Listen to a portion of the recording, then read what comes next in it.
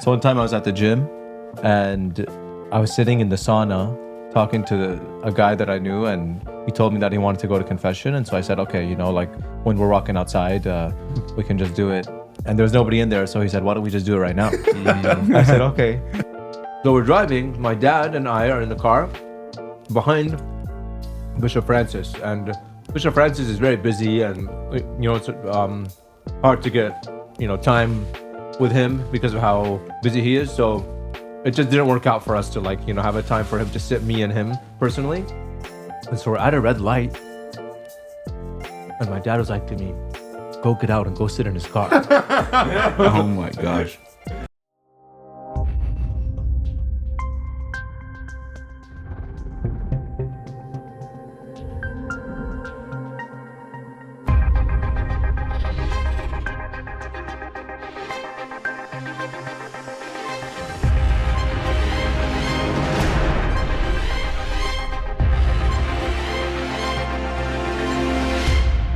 What about bringing Father Perrin on the show?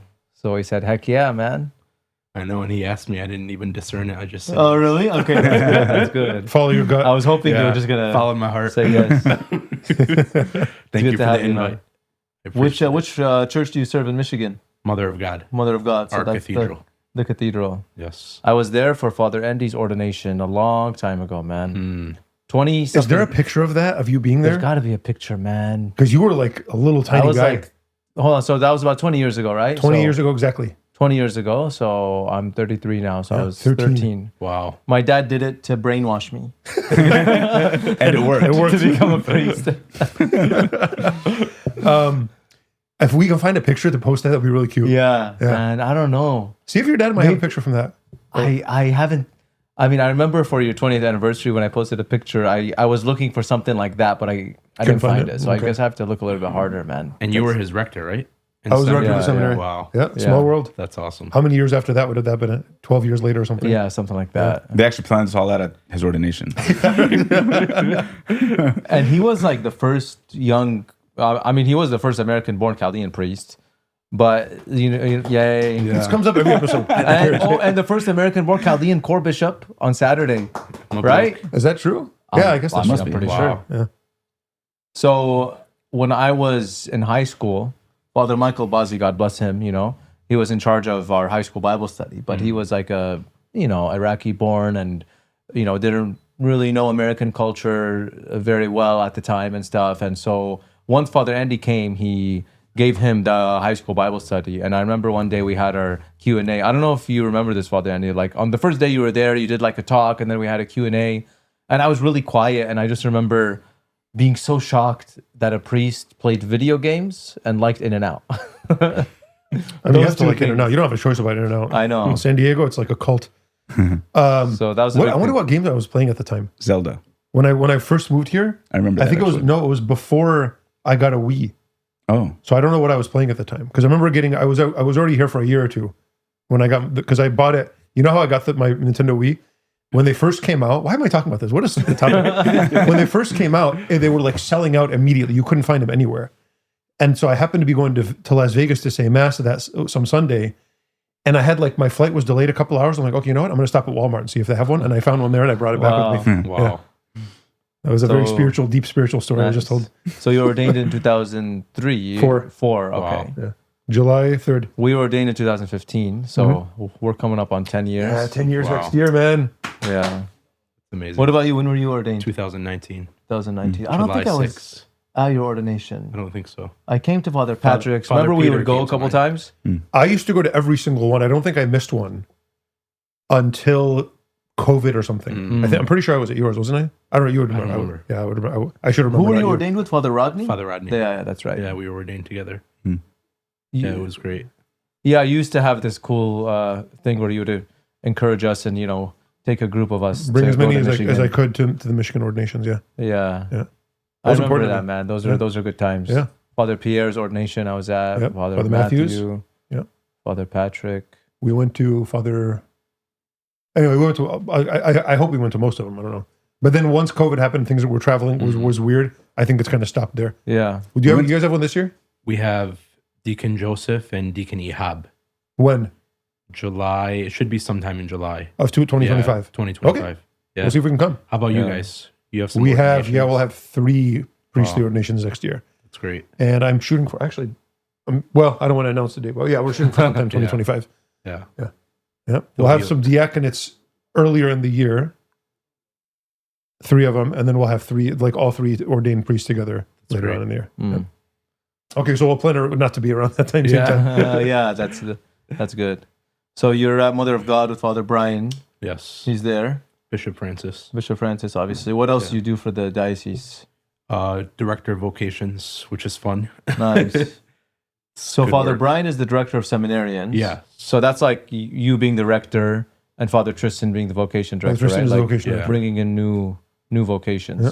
So they all come to you and Yeah. talk. Yeah. I don't know if we've ever spoken about discernment and vocations here. You might be right. Yeah. Wow. Maybe we've talked Oh, about this sort is of a perfect the difference episode. between I monastic mean, we and have a priestly life. vocation director. Yeah. Priestly and monastic, like we've talked about the distinctions there. Yeah. Yeah. We had discernment as such. We haven't talked about. That's a good topic. Yeah. I like that topic. Yeah. Yeah. It's a good one. It's an So, easy. like, what advice do you give to guys that It's are an easy discerning? one. Okay, good. It's an easy one. Okay, good. Let's go. It's easy because I love it. Yeah. I don't Okay. know. I've always loved vocation work. Even as a seminarian, Father Pierre was my vocation director.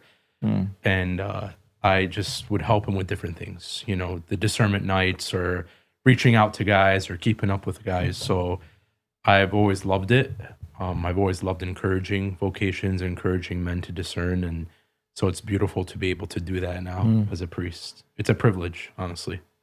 So if a kid comes up to you, young man, whatever comes up to you, and he says, "Look, okay, Father, I kind of know, I'm thinking about it, but like I'm not sure. Like, what are some like guidelines you would give, like steps or recommendations you would give to a guy like that?" Well, the first thing I ask is why, Okay. because I just want to see where they're at. Yeah. Like, okay, why do you want to be a priest? There's an answer I'm looking for, to be honest. Oh yeah. Okay, Is that a right so or wrong answer? What are the wrong answers? What are the wrong answers? Some wrong answers. Should I say them on here? What Yeah. if guys start giving them to I'm trying to impress. they avoid giving me these answers. I'm trying to impress a girl. That's a good wrong answer. Oh, okay. Yeah. I see your point. Yeah. No, but like maybe it'll help guys that are For sure. scared to come to you Yeah. have the right mindset now, Give like one wrong answer at least. I'm scared of marriage. Oh, I've okay. had guys say that, Okay. right? Like I can't do the responsibilities of marriage. And I'm just yeah. like, well, what do you think the priest Yeah, you think priesthood is less responsibility? Yeah. Oh my gosh. Okay. So, That's good. That's definitely one. What about a positive recommendation you would give to somebody? Let's say they don't give the wrong answer, but like they're still like, oh, I'm not sure. I'm in between. I'll tell you what I'm looking for. I'm Yeah. okay with actually giving that. Okay. I'm just looking for a guy that's saying, I just want to love the Lord and give my life to him. Yeah. That's something I'm looking for because I just think that's important. If you want to be a priest, like you have to live your life for the love of God. And that is the answer I'm looking for, that you love God, you want to serve him, and you're just, you want to live your life doing his will and for his love. Yeah. So let's say, because I talk to these guys too that are discerning, Yeah. and they're just perpetually confused. I think we call discernment, like we use the word discernment, but it's usually just people confusing themselves more and more. Sure. So let's say he hears that and he's like, okay, I feel like that's right, but like, what if I'm called to do that, to love God and serve God, but as a husband and as a father? So how do I Yeah. know? Because the confusion is Yeah. real that people like are not, So I don't know if I'm wrong in this. Yeah. But I think in order for you to be a good priest, you should also desire and see yourself as a good husband and father. I do think that's really important, I agree with that 100%. Yeah. And that actually, some people think that they're not called to the priesthood Yeah. because they desire Yeah. being a husband or they like a girl or something like that. It's Oh, like, yeah. you're a man. Like, these are your desires. What I tell people is if you don't want a marriage, that's like a psychological disorder. Yeah. That's not a discerning of a vocation. Yeah. That means you're messed up. And that means you need to figure that out. That doesn't mean you're called, that means there's something like, insofar as you're created as a human being, you are called to marriage, period. Whether you have a special vocational call to forsake that for the sake of the kingdom, that's the thing to discern. But like to say like, no, I kind of like the idea of marriage, that means that therefore I'm not supposed to be priest or religious or consecrated in any way. That doesn't follow at No, all. that just means you're a man. It just means you're a human Welcome being, to- male or female, man or woman. Yeah. Like it means you're a human being. You were built for this. It's built into our souls to want companionship, to want to reproduce, to have a family. So, but I want to get back to my question. Yeah. So now, okay, I do want to love God, and I think he's my favorite person is God, right? My favorite three persons are God, Yeah. right? And I want to dedicate everything in my life to Him. But how can I discern whether I'm called to do that Yes. as a husband and father or Yeah. as a priest? And that's where I think the prayer comes in. That's Okay. where I think personal prayer comes in, reading scripture, reflecting on scripture, just cultivating this atmosphere and this life of hearing God's voice, listening to God's voice, knowing how to do that. Because I think that's my next question for a guy is, well, do you hear God in your prayer? Do you know how to do that? Do you know how to listen to Him? Because how do you know what He's calling you to if you don't know how to listen to Him or hear Him? Okay, let me go back to my confusion. I'm going to be the confused guy. Sure. Because Okay, that's a good this is symbol sure. of my life in general. Yeah. This is fun. So now, okay, but do you mean like physically hear? Am I physically hearing voices, or do you mean something else by that? Yeah. Because some people will come up to us and say like, "Well, I really want to be a priest. I think I'd be a great priest, and everything's checking off all the boxes." But I never heard that voice, and they think it's like an actual like hallucination that they have to Sure. have. So Yeah. how would you explain that? So I say I've never physically heard God's voice, and I've never audibly heard His voice, but it's in my heart, Good. right? Like we are temples of the Holy Spirit. Yeah. By our baptism, by our confirmation, the Lord dwells in us and is in us. And so the Trinity is with us and in us, Father, Son, Holy Spirit.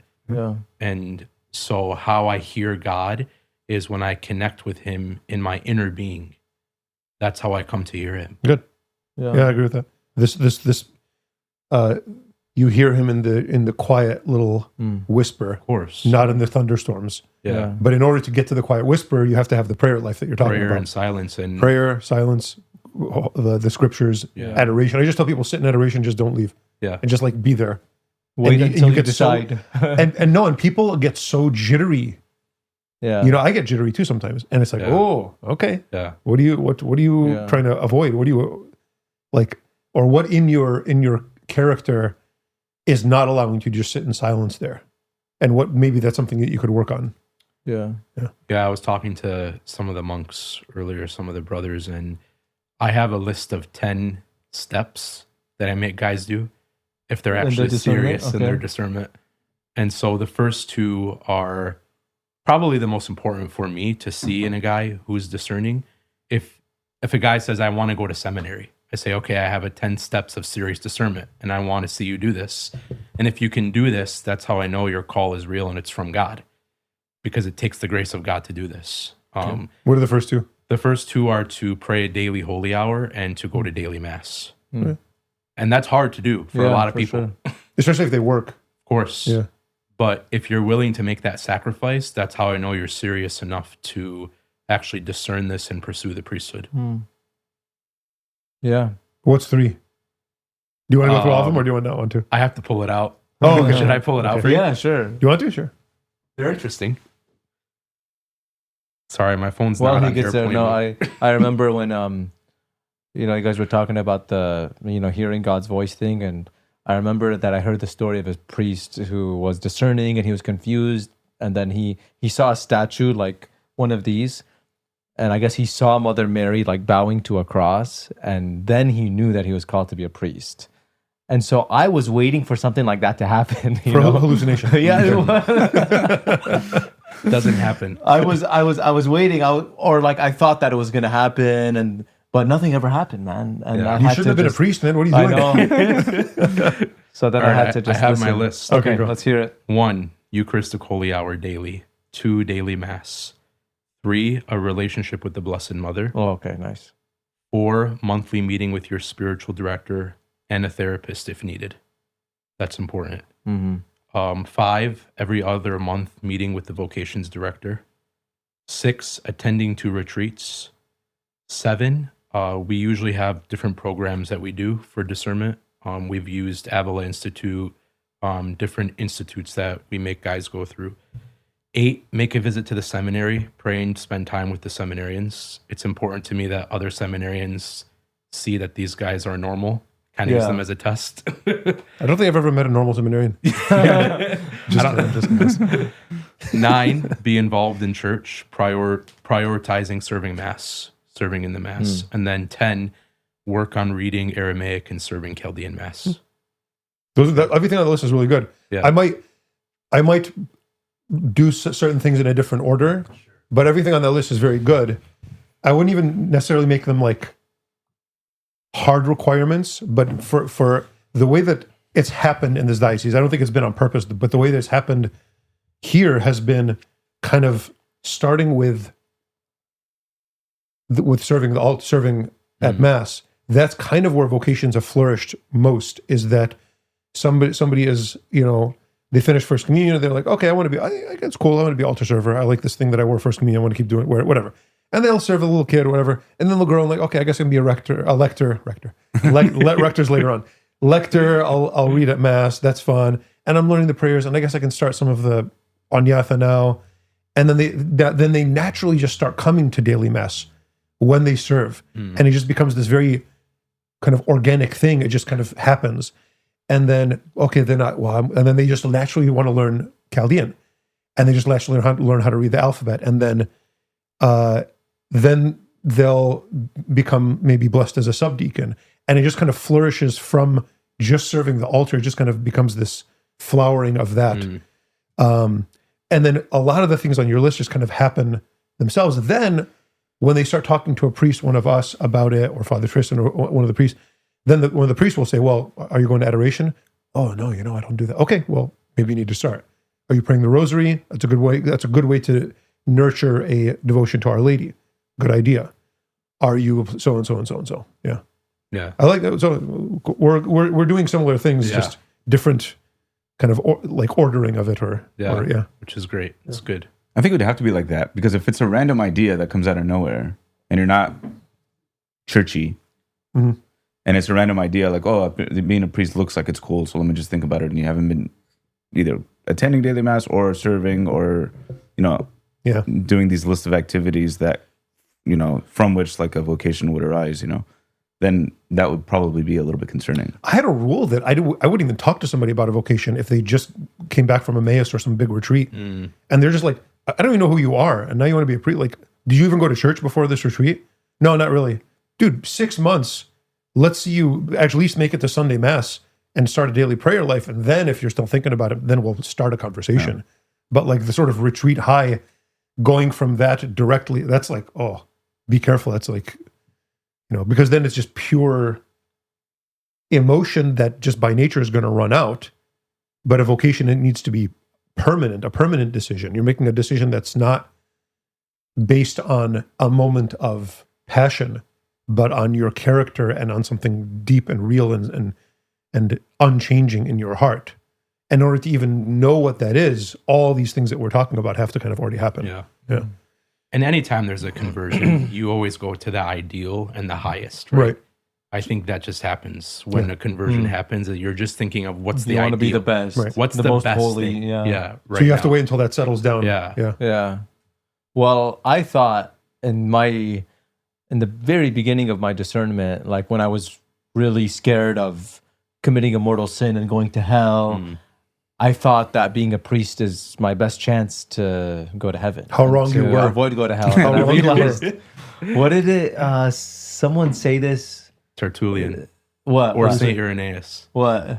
The path or the road of hell is paved with the skulls of priests and bishops. Then someone else has so said a priest that I know, first class ticket. Right? A Chaldean priest that I know is Achni Kashe. It done first class ticket. La coach. First class tickets to Gihana. Achni Kashe. So we priests have first class tickets. Why? Because like we're given knowledge, access to the sacraments, access to God's grace in a very special way, and we fall short. In many cases, we're worse than the most lukewarm layperson in our spiritual life or in our moral life. In many cases, I mean, just look up Catholic priests on Google, and you're going to see the horrible things that Catholic priests can do. And so, there's something real about that.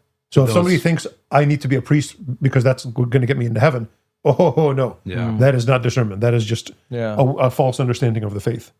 To those whom much is given, much is Yeah. expected. Yeah. So all of this would apply obviously to guys discerning the monastery, to girls discerning the convent, right? It's just trying to do God's will.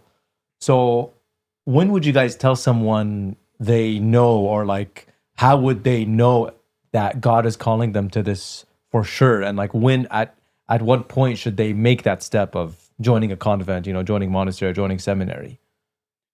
Honestly,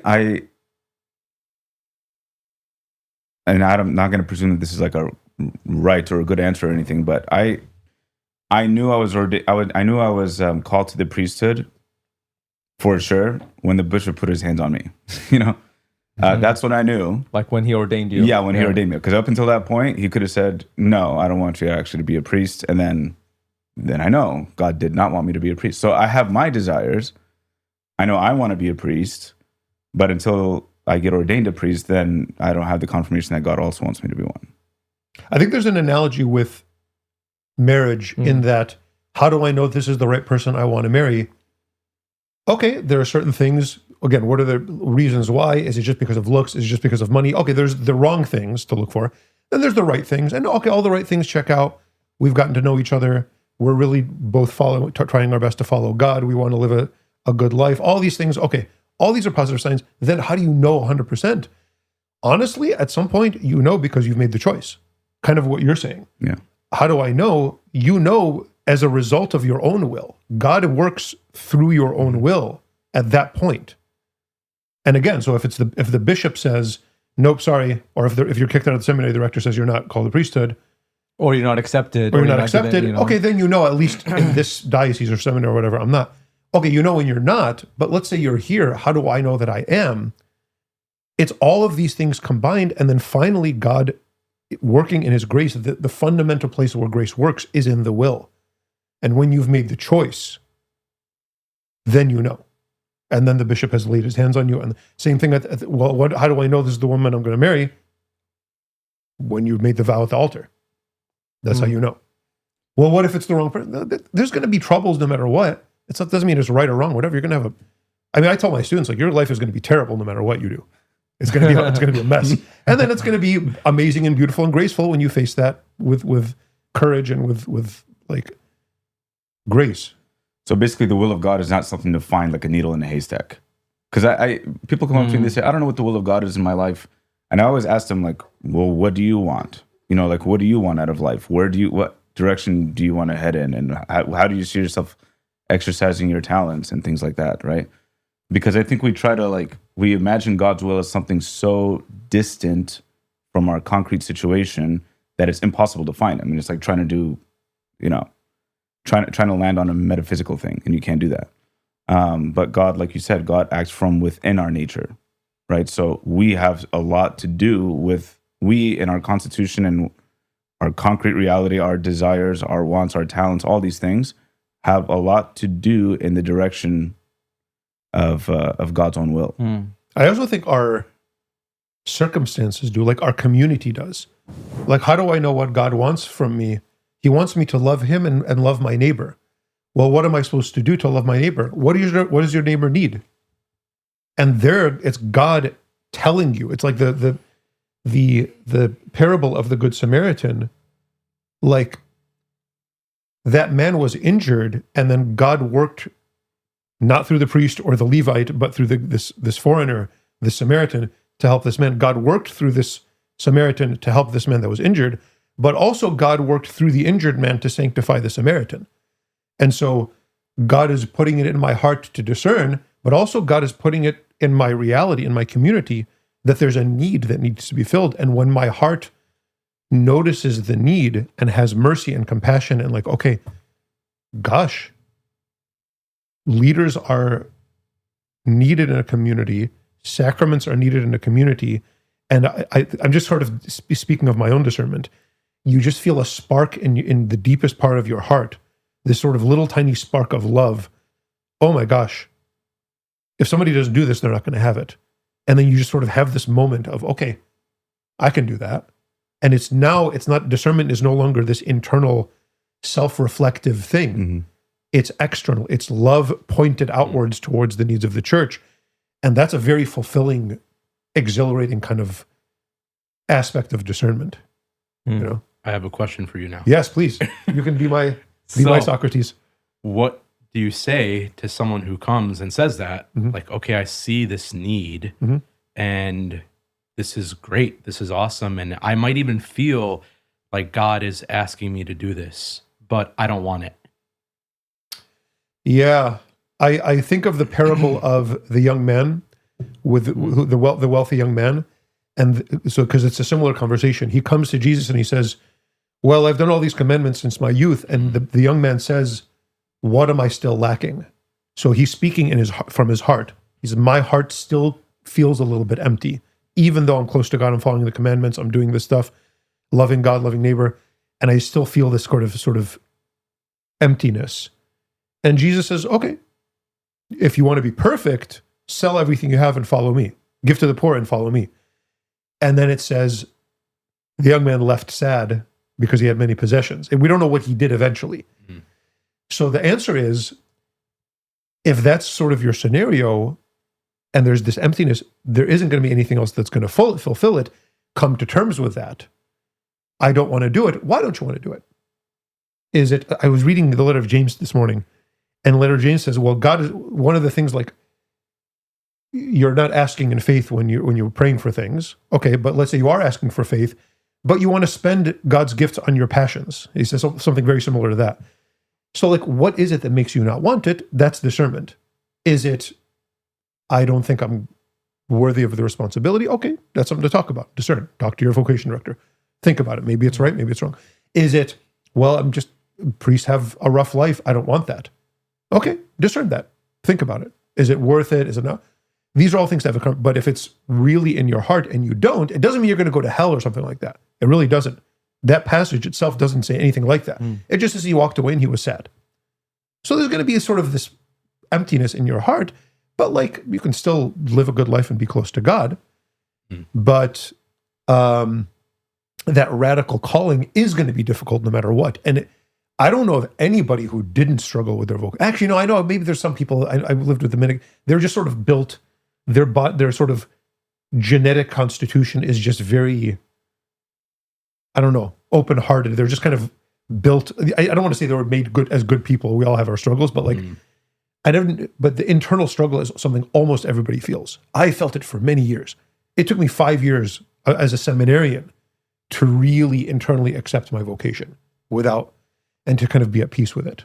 So you don't have to accept it or be fully decided to become a priest before you join the seminary, or like before you join monastery. Discernment continues in the seminary. Yeah. And to say, like, well, I'm not ready to be a priest right now. You're not in the seminary yet, dude. Yeah. You haven't learned anything. You know? So it's a beginning process, and you're going to be formed. Yeah. And if you do it right, like, as in if you obey the rules of the seminary or of the monastery, convent, then and you find out based on your own decision or based on the recommendation of your superiors that you're not called, then you're going to have grown as a person and been formed to go and become a good husband or wife and father and mother and a good shamasha in many cases and stuff. We need that. Yep. And I always tell guys not to be afraid, because the church is discerning with you. Yeah. You have a vocations director, you have, a director of seminarians, you have the bishop, you have your spiritual director. Yep. But you're not discerning alone. Yep. And the church is there to help you and to guide you. And, I'm sure as you guys do, like, just taking different names of guys to prayer and just, okay, Lord, what do you think of this guy? And in our own prayer, listening to the Lord's voice and directing and leading us into how to help a guy or how to just really form a guy or lead him in his discernment. I pray for a lot of guys to not apply to the seminary. Lord, I don't do that. No. I should do. Do you guys think there's a lack of trust in God, going back to the aspect of the young man and not wanting to make that leap? Do you think that they don't think that God is going to fulfill them, that God is going to make them happy, like not being without a wife or kids or something like that, these natural things? Yeah, maybe. I don't even know if I would categorize them that way. I think it's like there's a natural need, there's a natural desire, and then there's the supernatural desire. And it's like there's the two wolves fighting in you, right? Which one's going to win? The one you feed I saw that on a meme or something. That's how deep I'm being today. But like, I don't even know if it's about I don't trust God. It's like I have these desires for companionship and for a family and for financial success and security. These are all like very natural, normal things. But there's the supernatural thing. It's very radical. I don't want to. The reason I don't want to say yes to that is I don't want to give people the impression that like they're committing some sin by getting married. You know what I mean? It's not in the category of sin. It's in the category of if you're being invited to something supernatural, there's going to be a very deep, radical abandonment that you're going to have to make at some point. That's always going to be difficult for everybody. And whether you're able to kind of accept God's grace, grit your teeth, and do that, the answer is you will learn to trust God when you realize He does provide. But that's the result of experience. So there's a difference between somebody that's like confused, they really don't know where God wants them to be, right? The example of the rich young man that you talked about, that kid was clear. I mean, he knew what Jesus wanted him to do. Jesus called him himself. So I think there's a lot of people, I don't know, I shouldn't say a lot of people. There are some people that I feel like are pretty clear in their conscience that God is calling them to do something more radical, like, priesthood or monastic life or something like that. But they have a deep like FOMO, fear of missing out. Or they're afraid. They're afraid that God is not going to do it for them, that God is not going to satisfy them, that missing out on these other things, marriage and kids and a career or something like that, a fear of missing out on these things would keep them from taking the step forward. And I think that's kind of what happens with that rich young man. Yeah. That's not to say that everybody that does not enter a vocation, they're doing it out of fear. They're not doing it out of fear. That's not. Yeah. The cool part about it is that the supernatural aspect is actually very real, and that God will satisfy your desires in a supernatural way, So like the priest is a father, and when he accepts that fatherhood and, being like in the place of Jesus with his bride as the church, and he loves the church and he gives his time and he sacrifices, just like a father of a family. If he lives his life based on his desires and his feelings, and he goes and hangs out with his friends and doesn't really care for his family, he's not gonna even feel like a happy and satisfied in his role as a husband and a father. Same thing with the priest. The more, like, that's what I've experienced. The more I've given myself and sacrificed, I've really felt the satisfaction and the beauty of spiritual fatherhood. What is the line? There's nobody who has given up. He says this to Peter, right? Never, who has given up lands or whatever, children and wives, who will not be like rewarded 100-fold in this life and in the next. In this life too. Yeah. People think, I'm going to sacrifice and I'm going to be miserable all my life, being a priest. I mean, you are going to sacrifice and you are going to share with Christ, but you're going to be the most happy you could ever be, right? Like the most fulfilled, if this is what God is calling. That's another very wrong answer, is I'm going to be miserable in this life and unhappy so that I can go to heaven. That's not the way heaven works, man. No. Heaven starts now. Yeah. And if you're not, what heaven means is I rejoice and find my happiness in God. That's what heaven means. And you start that now. Yeah. And you find happiness, real actual happiness, not, oh, I'm so sad, I'm feeling FOMO, I wish I was that, but I'm going to like suffer now so that when I do, God doesn't need that from you. Yeah. God needs your joy and your happiness. Yeah.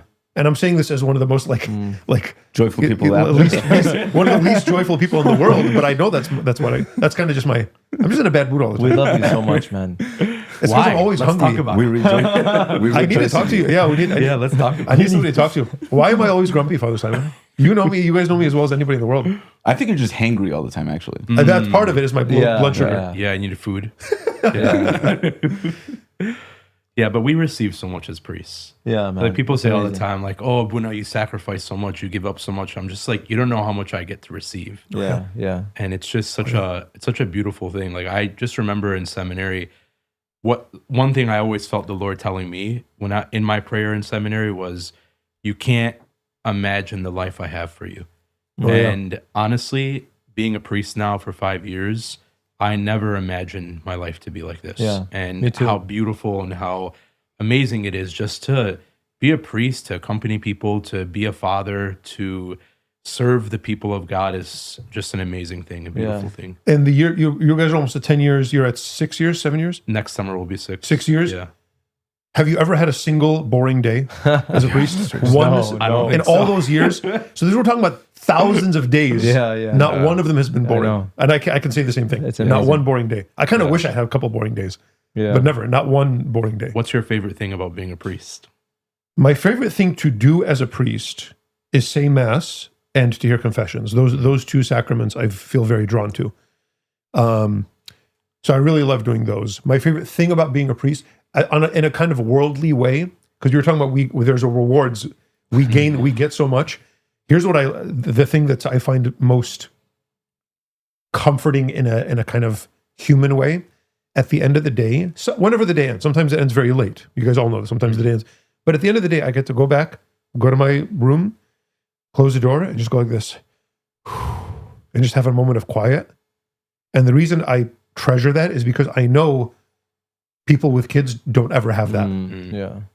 And it's something that is really given to specifically, I guess, unmarried people. It's not in virtue of the priesthood that we get that. It's because we don't have toddlers to deal with. But that moment is such a human comfort. I'm like, okay, now I get this moment of quiet. I can just sort of settle and like exist. Yeah. That's a much rarer thing, especially in an economy where people just have to be working all the time. It's very rare to have that kind of moment of quiet. So that's something on a human level I really treasure that. What about you? There's a lot, right? There's a lot. I would say celebrating mass, preaching. I really love to preach the word of God and open that up for people. He's a pretty good preacher, by the way. I've heard you Thank preach. you. Yeah. Thank you. Very passionate. Yeah. Thank you. And organized too. Yeah. You're thoughtful, yeah. I would say one thing I didn't expect to be a favorite was anointing of the sick. That's definitely, after mass, that would be my next favorite sacrament to do as a priest, because every single time I'm able to celebrate that or be with someone in their last moments or in their sickness, just reminds me how short life is and how, like, what really matters in life when you see people dying and see people suffering. So that's always a big reality for me. I would say my favorite thing to do as a priest is to pray. That's definitely something that I've just discovered. Like, when I became a priest, my prayer changed because I came to understand my relationship with God is totally different now as a priest. How I belong to him, this mark that I have on my soul now because I'm his, has totally changed my relationship and my prayer with him. So that's definitely, being with the Eucharist and praying has definitely changed my life as a priest. We're doing it now, everyone. We're doing Who's it. next? You go. Fine, I'll go. Okay. My favorite thing to do as a priest is Or just favorite part. What's of your the second part favorite of the priest. sacrament after mass? Okay, yeah, We're that's, doing that. That's good. Yeah. second favorite sacrament. What would it be? Yeah, confessions. celebrate, I like doing confessions. I enjoy preaching a lot, actually. And that was the thing. You know this. That was the thing I was most afraid of doing. You're good at that too, actually. All you guys are good preachers. It was the thing that I was most scared of doing, actually. But it's actually something I enjoy a lot now. I think the best. This is going beyond like the activities and stuff, but the thing that I like most about the priesthood, and this is going to sound really like weirdly pietistic or something, but I really feel like Jesus configures the priests to his life, and he has them endure the things that he endured. I think that's very visceral, actually. And it, with the teaching, What do you with mean the, visceral? like it's very like it's felt.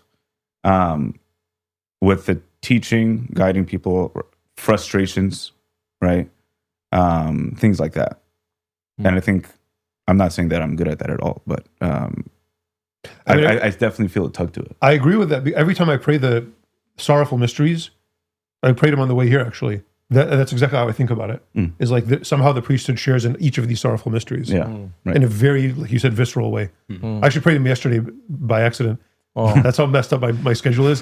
And I'm like, okay, it's Tuesday. It's Monday. I'm praying. Okay, I just pray them. My joy You don't is pray my them every suffering. day? You don't pray them every day? Yeah, it seems like I would, right? It was the day for the joyful mysteries, and you prayed the And I sorrowful play it. ones. Yeah, that says a lot about me, right? What about this guy, man? Before I became a priest, I would look forward to this, and it is one of my favorite parts about being a priest, which is having the sacramental power in a way. The power. No, but it's like, for example, I would be talking to a person and trying to convince them, for example, to go to confession, and then we'd talk about it, and then they'd be ready, and then I'll be like, where can they go? There's no priest available. So I just wished I could have just done it right there at the spot. Like, okay, I have you here. Let's just do it. Yeah. So that's one of the best things for me is just that, God has given me the grace to be able to be an instrument of his mercy for people. And yes, we do have the proper place to hear confession in the confessional in the church, but sometimes you just have random conversations and you experience people outside of church and they are moved by the mercy of God, and you're an instrument of that mercy and you can just give it to them there on the spot. Okay, So random that's, question. That's pretty cool. Weirdest place you've ever heard a Okay, confession? yeah, this is funny. Home Depot? Wow. Home Depot. Home Depot, yeah. What about you? I don't know. I got to think about that. But when we had our Halloween party last week or two, whenever it was, 2 Yeah. weeks ago, we're dressed up in costumes, like costumes. A bunch of us heard confessions like as Obi-Wan Kenobi and Gandalf and stuff like that. I had a very funny one. Yeah. And if you don't mind me sharing, but I heard Father Ankito's confession while I was dressed as Father Ankito. Wow. Yeah. That It was like confessing to a mirror. Dude. So you wore the habit. yeah, I did. At There's the pictures of hat it. and the cross. Here, and put the picture right here in front of my face. yeah, That's awesome.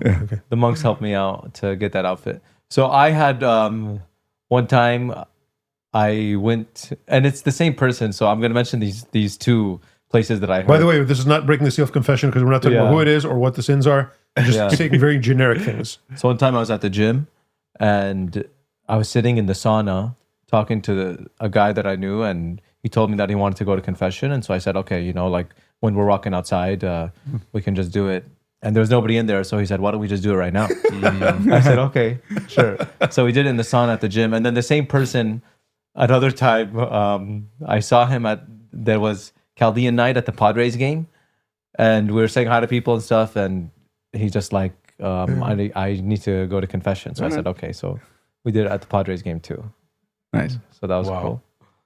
I've done one at the gym, not in the sauna. That's pretty good. Yeah, that is. How about a pool? That's never happened to Inside me. a pool? Yeah, I wonder if that's ever I think- happened. No, I've not. Not in a pool. I don't go to pools.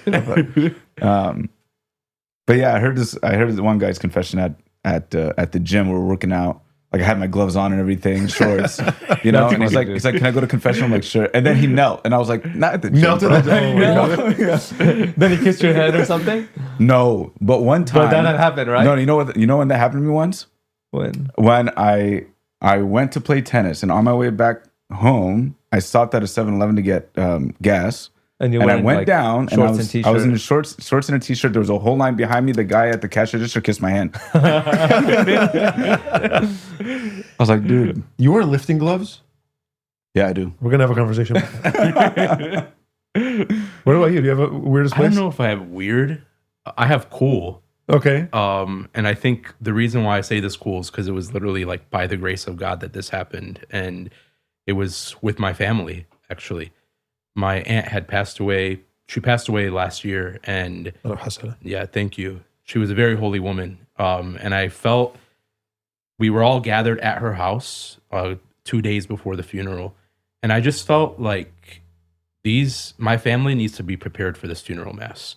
And I want them to be prepared in the state of grace. And I felt like she was pushing me to do that. And so I just invited them. I said, we were all standing there. I blessed the food. We were all going to eat. And I said, I just want to invite all of you to go to confession. I'm going to go sit in the library room and I just want to invite you to go to confession. And if you want to come, great. If you don't, it's up to you. No pressure. I sat for 2.5 hours that night. Nice. Wow. Hearing Yeah, I my love family's that. confession. Oh, yeah. And That's it was Those are the best. amazing. Wow. It was a beautiful Nice. grace. That's amazing. Yeah. I just got the goosebumps. Yeah. That's That's amazing. Oh, I love that.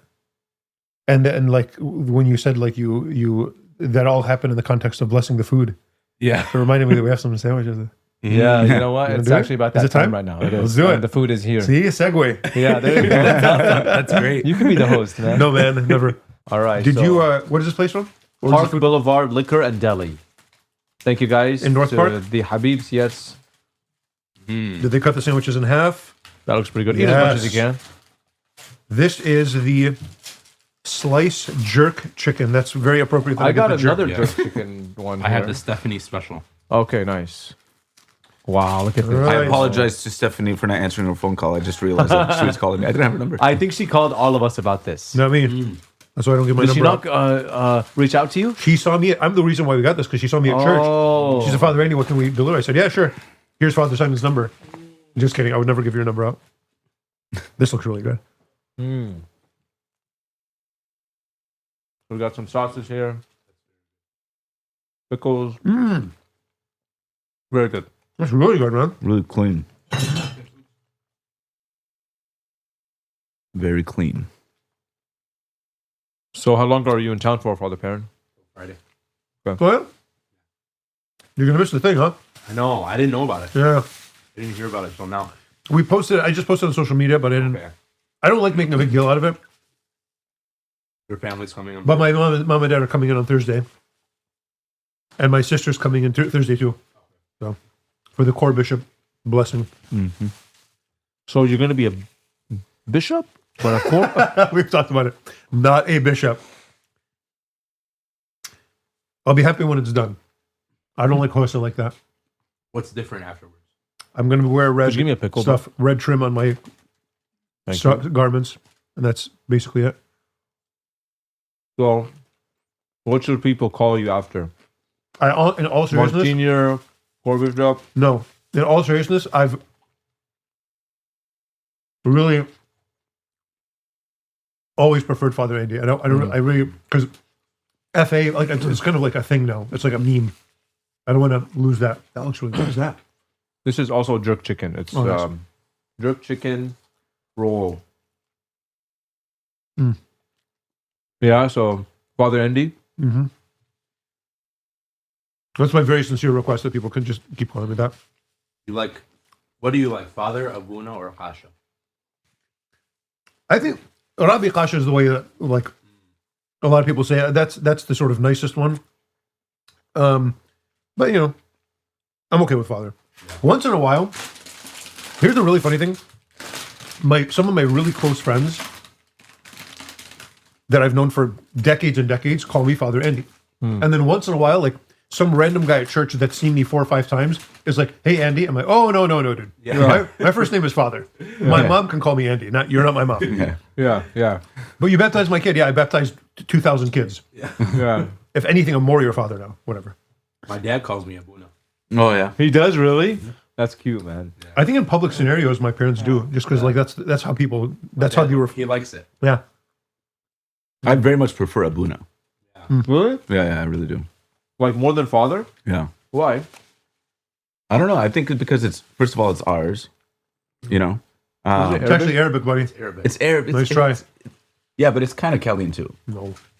Yeah, I mean, Abba. The nut at the end. Whatever. Then it's the na at the end, yeah. that's what's whatever. Abun. Dude, whatever you got to say to tell yourself. No, that's what Bishop Sutter said. Okay, fine. Uh-huh. I'll let you have it. How are these? I like Abuna too. Yeah. But I know it's Arabic. That's fine. Not the end of the world. Jerk chicken, man. All those jalapenos have some. You got a nice kick, yeah? Yeah.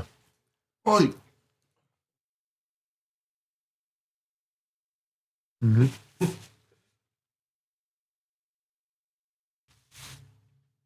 Eh? But So there's going to be 2 other priests becoming core bishop with you, right? Yep, Father Oraha and Father Fauzi. Yeah. And then we have 2 other ones that are not going to be blessed that day. They're doing it in their own parishes. Father Michael Baroda and Father Joseph Capicilli. Have you guys had that done for some priests over there no. recently? Does that come from the bishop? Yeah. Oh, I have a very funny discernment story that has to do with your bishop and my dad. So they're like very close friends. And I was in Michigan one time when I was in high school and I was discerning. And we're going to lunch with actually Bishop Francis and your uncle, Tom. Okay? So we're driving. My dad and I are in the car behind Bishop Francis. And Bishop Francis is very busy and, it's hard to get, time with him because of how busy he is. So it just didn't work out for us to have a time for him to sit me and him personally. And so we're at a red light. And my dad was like to me, go get out and go sit in his car. Oh my gosh. So I did. That's great. I went at the red light and I just knocked out his window. He's like, what the heck is going on? I got in there. I was like, my dad made me come in here to talk to you about discernment. And I'll never forget what he said in there. It was like very, very good and helpful advice. And so I'm very glad. That's a really good story. Yeah. Who wants the other half of this jerk chicken? Want to try it? I'm good. I'm finished. Very good food though. I'm taking some of these home.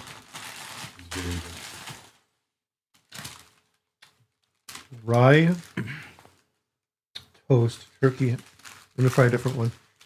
Italian. Let's try the Italian. Stephanie. What's in there? Turkey. No. Sliced chicken. Looks like a jerk chicken, but with like Gouda different cheese. bread. I'll try this Italian. Cheese, bacon. Thank you for these. These are really good sandwiches. Yeah, They're very food. good sandwiches. Park Boulevard. Should we start rating 1 to 10? Comment below if we should start rating the food. Because we always felt sort of mean doing that, but like, it might be worth it for the bit. We'll see. We'll see. All right. All right, Father see you Perrin, next thanks week. for joining us, man. Thanks, man. Very good to have you. Thank you, brother. bro.